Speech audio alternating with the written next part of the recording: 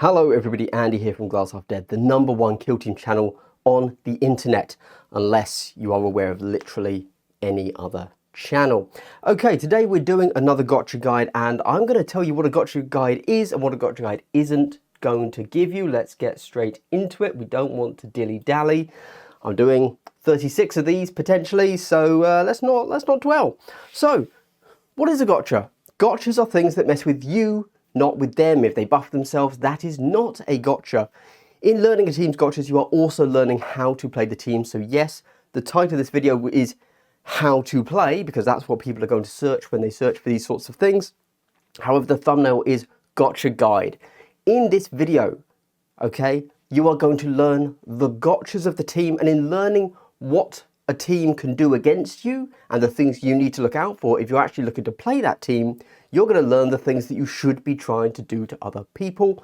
Quick note on what a gotcha is, of course, it's not a buff. If they are able to give themselves ceaseless or balanced or rending, that's not a gotcha. That's just a thing they can do. It's something that you will have to learn to be aware of, but it doesn't stop you from doing anything you need to do to enact your devious schemes. This is not a basics guide. You should understand the basics of playing kill team. I have of course done a how to play video.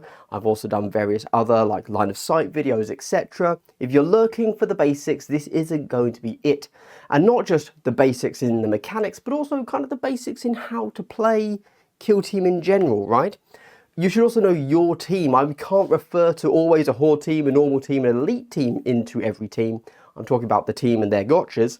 For you, if you're playing, for example, Deathcore, you need to know what your profile does to a Space Marine, if I'm talking about a Space Marine, or if you're playing an elite team, an Eldar, what does your team and how do they in general deal with a horde team or an elite, a Marine team? Equally, so that's your profiles. You also need to know like the basics of the enemies and how much you care about those. If you're playing Deathcore of Krieg, you need to be very aware of Blast. But if you're playing Marines, you don't care about Blast at all. You don't even have to ask the opponent, hey, do you have any Blast? You don't care. There you go. They can hit multiples of you. That's fine. And how that affects your team. What I'm saying in this guide is we're going to be looking at 5 different things. First, we're going to go over pre-game. This is going to affect your operative and your TAC-op selection. So as you rock up to the table with your opponent, you shake hands, you look them in the eye, you give them a dirty glare. And before you pick your team, here are the things you need to know to pick the operatives and the TAC-ops. Deployment. This is after you've picked. This is going to be things that define where you can move, firstly in deployment, but also going into your plan of turn 1. These will be things like seek light, ignore obscuring, because that will define where you can stand safely. Firefight is everything else. Basically, a gotcha here, we're just looking at things that define your dice maths. There you go. Finally, we have interrupts. Interrupts are things that stop your activation. These are the true things. These are the fight first, the hit twice, all these crazy things, stop you from activating, possibly even stop you from tapping a point, etc, etc. If you do like what I'm doing here on this channel in general, in this gotcha guide series, in this particular video, whatever, I do have a Patreon. Firstly, a shout out to all of my patrons. You are genuinely the only reason I am still making videos. If you would like to be somebody that makes me still make videos and, you know, donate to my hydration fund, thank you very much. Check me out on Patreon. I also do things like every week I give a rant on some subject or an update of the channel. And if you don't want to do that, you want to support in another way, I do have affiliate links to Element Games and Whaling Games in the UK. If you're UK based, the way that works, by the way, is you just click on the links below. It costs you nothing extra, and I get like a 2% kickback or something tiny in that, but it all adds up. Okay, with that said, let's get straight into, when it comes to the HIEROTEK, they are one of the true hybrid teams. They're not an elite team. They're also not a mid-range team. They're 8 models, but that's 2 of them are like little scuttlers with only 5 health. One of them is Space Marine level, so it's APL 3, 3 up save, 14 wounds. One of them is 10 wounds, as you see above here, but only 3 APL, but 10 wounds. And then you'll have 4 regular dudes that are, well, actually, sorry, 3 regular dudes that are 10 wounds and another one that is only APL 2 but 11 wounds. So this is a true, it's all over the place team. And so I think that this gotcha guide is going to be required for HIEROTEK Circle. They have a lot going on, in fairness. So not, again, I know I've just said it, but keep in mind that this is not a full rundown of everything they're going to do to you. What I'm telling you here is really the debuffs, the things that will stop you from doing what you want to do. As we see above here, they can take different types of weaponry depending on who they're playing into. And this isn't even showing the good guy, the death marks, who have severe, which means they're always critting, blah, blah, blah, they're piercing 1, etc., etc. So they've got good things. Right, let's get into it. This is the basic stat line. You are looking at 10 wounds being kind of technically the most number of models on the team. So how do you play into 10 wounds? Obviously Marines, you'll be going for those 4/5s, you'll be going for those crits, trying to get that. So if you're Angel of Death, you'll be looking at taking rending, blah, blah, blah, blah, blah. You get it. You have to figure out your team. So 10 wounds, but there is a Marine. And then 2 scuttlers. You get it. All right. Okay, let's move on. So for the pre-game, things you need to be aware of are reanimation protocols. So this is when you kill a model, they have the chance of coming back to life. There you go. Be aware, and this is why it's a pre-game thing to know about, is that it lowers your kill op when they come back to life. They will return with 1 hit point, but then they will immediately get D3 plus 1. So they could be coming back with as low as 3 hit points, but they could be coming back with 5 hit points. And if they're those 10 wound guys, that means they're coming back at half health, which means they won't be injured. There you go. So you've got to ask yourself, are you going for kill op against this team when after you've got that kill, they can just return back to life? They can potentially return 2 per turn, keep that in mind, but it is also a little bit random. So basically you get a kill and then they roll a D6 in the strat phase of the next turn. And if they come back to life, only 1 can come back to life each turn that way, and every model can only come back once per game. It's a thing. Okay. We then have phase shifter. So once per turn, lower the piercing by 1. Pretty good. So are you a piercing heavy team? Well, maybe you shouldn't be. There you go. They can just do this. We then have the Psychomancer with the Nightmare Shroud. If I say Psychomancer, that's one of their particular operatives. That means they don't always have access to this depending on the type of cryptek they take. However, if they do take the Psychomancer, which by the way, until the Lasus balance patch has been the thing everybody took because it was insane, now is slightly different. So if you are within 4 inches of this cryptek is the Psychomancer, same thing, then those enemy operatives within 4 inches cannot re-roll the attack dice, and they cannot retain alt crits. Alt crits means alternate crits. That means things like rending, lethal 5, etc. You have to roll a natural 6 to be able to retain a crit. This can be very, very important if you are a reroll heavy team. If you have lots of lethal 5, lots of rending, and they choose to take the Psychomancer, you really don't want to be taking operatives that rely on that alt crits or re-rolling. So if you can avoid it, you probably should, even if Psychomancer isn't actually the pick right now, but it probably still is. When you're then going to deployment, be aware that they have an ability, a ploy called Living Lightning. If they've taken the Tesla Carbine, which we saw on the basic stat line, they can choose to lose Dev 1 and get Blast instead. So they can have Blast. This isn't something I would normally point out as a gotcha. As I've said, having Blast is not a gotcha.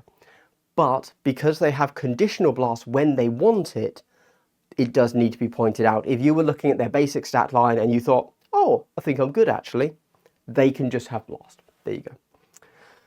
The death marks, they do funky things. So these are the models that I didn't show you, but they can be a basic model. They can have 3 of them. They can just remove obscuring. There you go. So if you are trying to remain obscured, they can say no thank you. And then they have an ability called Death Marked, which is they get Seek, that's right. One of the very few instances of the game of full Seek. They can shoot you behind heavy, behind light, easy peasy, barely a problem. So another Death Mark can have a Seek shot for the rest of the game until that operative is dead, after it is shot by a Death Mark for the first time. So you've got 3 Death Marks. The first guy takes a shot, doesn't kill. You then run away because obviously you don't want to get shot again because you were behind Seek Light. Because you were behind Light, let's say. Well, the other Death Marks now just have Seek on you. That means they just need visibility and they can shoot. We get to the firefight. There's quite a lot for... this is the only team so far that I've done that needs 2 pages for this. So, yeah. So you are aware they have a faction ability called Magnify. The Cryptek or the Apprentech can draw line of sight from each other, and they can pay a CP to draw line of sight from any engaged model on their team. Keep that in mind. That is, yeah. And then when they use this, they will gain Ceaseless. This means, for example, that if they have both their Cryptek and Apprentech pushing up hard, which they probably won't do, but they might, who knows, and they just have a clear shot with their Apprentech, let's say, they might, but they also have a clear shot from the Cryptek, they will still use Magnify because that means their shot gets Ceaseless. There you go. Yeah, that's a thing they do. We then have Command Underlings. So if you are within 6 inches of a Cryptek or 3 inches from an Apprentech, you can do a free dash in the strategic phase, which is fun. And you have Dimensional Ambush. This means Deathmark can guard, which is really good. Yeah, you just get to guard. This is like only 1 Phobos gets to do this, but you get to have 3 on the HIEROTEK. We then get Interstitial Command. It costs 1 AP, so it'll become from your, I think it's your Crypteks and your Despotek. They can do Interstitial Command. 1 AP, as in, it costs them 0 AP, and they can make one of their other models perform a 1 AP action. But then if they do that action, they cannot do it again or before in the turning point. So if you decide, if perhaps you've locked up an Immortal in melee, they can use Interstitial Command on that operative, force them to fight. Cool. They then can't fight again in that turn, but they could still move shoot or shoot whatever. There you go. Originally I'd written this as Counteract for free or Counteract twice, but it doesn't actually work that way. Just a little bit of trivia for you there. We then have the Chronomancer, who is another one of the Crypteks, who has the Time Splinter ability. 6 inches, select a model, and you can teleport it 6 inches. This means that they can get a model basically wherever they want. This is a huge 12-inch move, potentially, actually over 12 inches, because the smallest, the Chronomancer is a 48mm base, so that's like 2 inches, 1 3/4 there. So it's actually like a 12-inch move. Sorry. It's actually like a 14-inch move, potentially. So keep in mind they can do that. Same model, the Chronomancer can then do, select anywhere on the board that is visible to them, drop a marker there. That's a 20mm token, as you know, a marker. And then within 4 inches of that marker, so that's 8 inches plus the 20mm, so you're looking about 9 inches really. It's -2 to the enemy move. When we take it to the table, we're going to have a look at the kind of things that can do to trip you up. When it comes to interrupts, luckily not actually too many. They more have the big shenanigans in the firefight phase. But they have something called a Tesla Weave. This is, when you charge them, you can just take D3 plus 1 damage. There you go.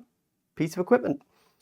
And then they can, for a ploy, gain accurate 2 in melee. Just keep that in mind. You might be thinking, oh, lumbering robots, they're quite slow, not a big deal. They're clearly ranged because they've got really strong range, so they're probably not great in melee. They are guaranteed 2 hits in melee. If you are a melee team, they're going to play this. They always have 2. actually remarkably strong, plus the Tesla weave on the charge, you're going into them potentially 4 wounds down. Then we have the Psychomancer, again, one of the cryptechs, can use Vision of Madness. Select an enemy, and then next time that enemy activates, if you roll equal to or higher than that enemy's APL, they cannot activate. Again, unless they're the last model or whatever. But if you set up a big play for turn 2 initiative, your Psychomancer could say, not quite, sir, not quite. Of course, if it's initiative, you would be able to go before the Psychomancer, but you get me. They can block stuff. Right, okay, with that said, let's take it to the table and have a little look at just what that nanomine can do if you're trying to be as obnoxious. Let's have a little think about the nanomine. So the way this works is you've got your Chronomancer. It could be anywhere. I've put it here just so you see it's quite far away. You then place its nanomine token within visibility. I'll place it there, but I could place it all the way at the back here. It doesn't matter. We're putting it there. This then creates a 4-inch bubble, which just about hits this guy. Now, where this model is, he would normally have a 6-inch move. He now gets a 4-inch move, and that means he is trapped. He cannot get out of this with 4. You think you've got 2 to there, and then you've got 2 to go over this, and that leaves you done. You cannot do it. So what you would have to do is dash forward so that you are base to base. You've got a 4-inch move, you lose 2, you have a 2-inch move. You can just make it to there. That losing of 2-inch move is absolutely massive when you are then also trying to go over terrain. Being a 4-inch move going over terrain means that you only have a 2-inch move. So if you're not base to base with whatever you're going over, you can't get over. This effectively loses you an APL and heavily restricts your movement, which means now we'd have death mark over here, bam, guy's dead. Or more realistically, the model just wouldn't actually then choose to come out of the stronghold and of course not score the TAC ops he was coming out to score. Movement and our shenanigans is the absolute diabolical play of the HIEROTEK circle.